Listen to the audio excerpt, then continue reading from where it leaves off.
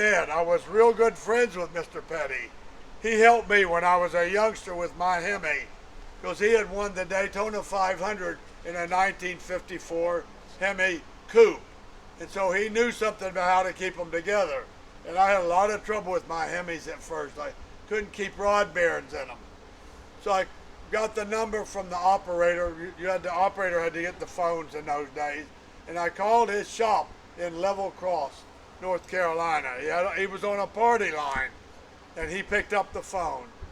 And I said, Mr. Petty, I'm Don Garlits. I have an engine just like you won the Daytona 500 in, and I'm having bearing trouble. Can you help me? He said, do you have a pencil and paper? I said, yes, sir. He said, write down these numbers. And he gave me the size to turn the crank pins, the main journals, and how much to hone out the cylinders. And then he said, what kind of oil do you use? I said, Pennzoil. He said, that's a good oil. Where do you get it? I said, the gas station. He said, you can't get the Pennzoil you need at the gas station. You got to go to the distributor and get 60 weight airplane oil. And then you won't have no more trouble. And I didn't. And we were friends forever. I spent 16 days in Vietnam with his son, Richard. The Petty family are real people. They're just everyday people. They never got that uppity deal, and they better than anybody else because they were so good. I mean, they were the best. Believe it or not, Lee Petty actually ran moonshine at one time in his cars. And he built a lot of engines for his buddies. I built a lot of engines for moonshiners in my early days. I hauled a lot of it. Yeah. Anyway, Lee Petty built this for his high school buddy, Fred Cox. And then when Fred Cox died, he left it in his will to Richard. And Richard called me up. He said, my museum is about NASCAR. He said, you were such good friends with my dad. You really ought to have this car for your museum. So here it is. I'm really proud. It's all old school. It's just an Oldsmobile engine, blown. It's got Pontiac gauges in the dash and all. It's just the way we used to do it back in the old days. And then I was up north about 15, 20 years ago, and there was this two-door sedan for sale. It was a four-cylinder 32 Ford. And I kind of liked it, and the guy only wanted like $12,000 for it, so I bought it. And we brought it back here, and we made an old-school hot rod. We used to love these Buick engines because it would go in here, and you didn't have to cut your louvers. And not many, you couldn't put a Hemi in here like that, so you couldn't have these panels. This has got a regular 39 Ford stick shift transmission. It's got the 41 Ford rear end. It's got hydraulic brakes. The only difference between this and the way we used to do it was this has got disc brakes on the front and a 12-volt alternator. So that way it starts every time and stops every time.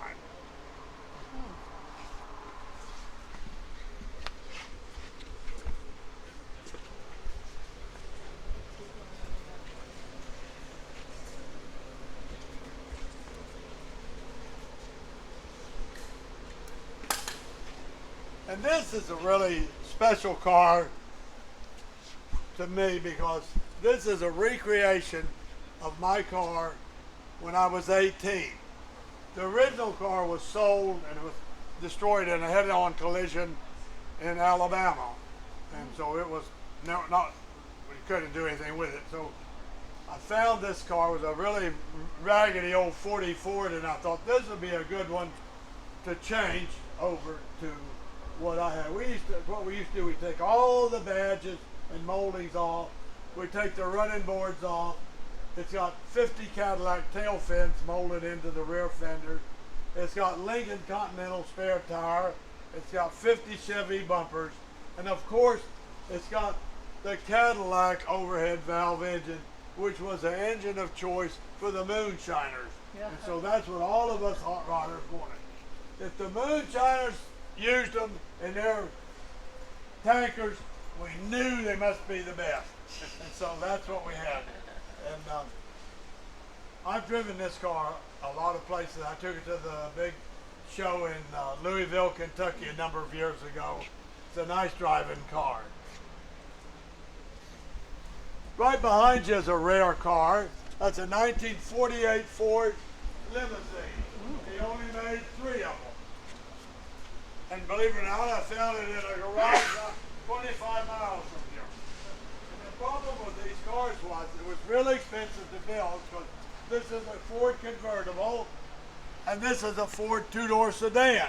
They took the 2 cars and cut the backs off them and the front off them, and they made a special piece of frame, and then they built a door, and they made the door with a wooden frame.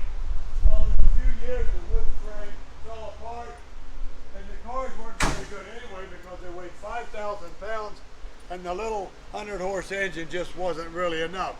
But we took care of that. It's got a Chrysler Hemi in it, 250 horse. It's got air conditioning. It's got a torque flight transmission, and we built all this right here in our shop. We made the doors out of steel and put Lamont latches on them. It's a really, I use it for like graduations and weddings, and they just love to ride in this whole thing.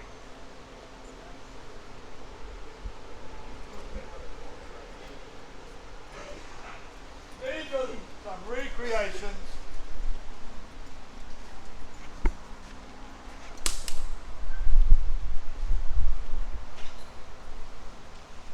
I told you that Swamp Rep 1 had a lot of different looks. Now that's how it looked the first time to the drag strip. And boy, did it run good. It won the top eliminator the very first time out. It was a long time before anybody had anything could even come close. And then this was the way it was modified toward the end of 1956. And why I painted it purple, I'll never know, but it was purple. And then we converted it to the one that's not here that outran the Cook and Bedwell car. And then this is how it looked when it went 176. And these are the actual tires that went 176 miles an hour. That's the only thing here that's absolutely original. And what happened, I sold those tires to an airman.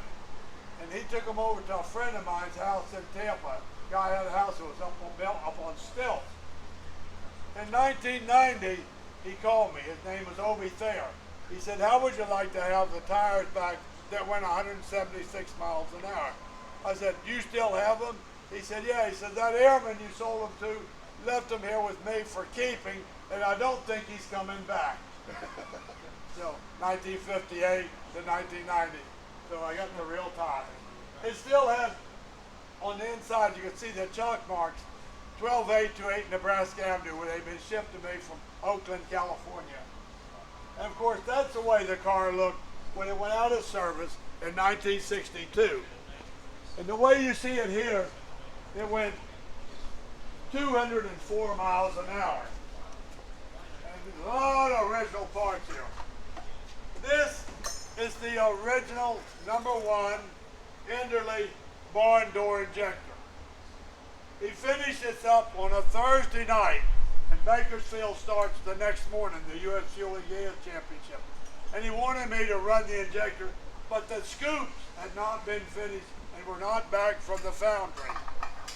So Ken Enderley, the owner of Enderley Injectors, personally went out into the shop and built this scoop.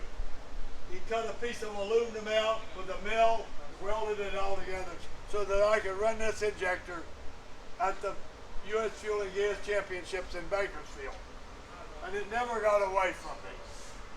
Also, it's got the intake manifold on it with the port injection that I ran from 1959 to 1962 on this car, and nobody ever knew it was on there. It's all hidden underneath. It would be 1965 before they realized that I was running port injectors. Ken Enderley came here when we put him in the Hall of Fame, 10 or 15 years ago, and I showed him this scoop. I said, Kent, there's the scoop that you built for me that Thursday night. Do you remember that? I mean, it was up till 2 o'clock in the morning. He said, oh my God, he said, I can't believe that you still got that. And the tears run down his face. It was really an emotional moment. You know, to see something that you built that you thought was going forever.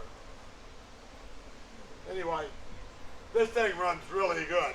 I took it to England in 2015 to the Goodwood Festival and made burnouts in front of the grandstands.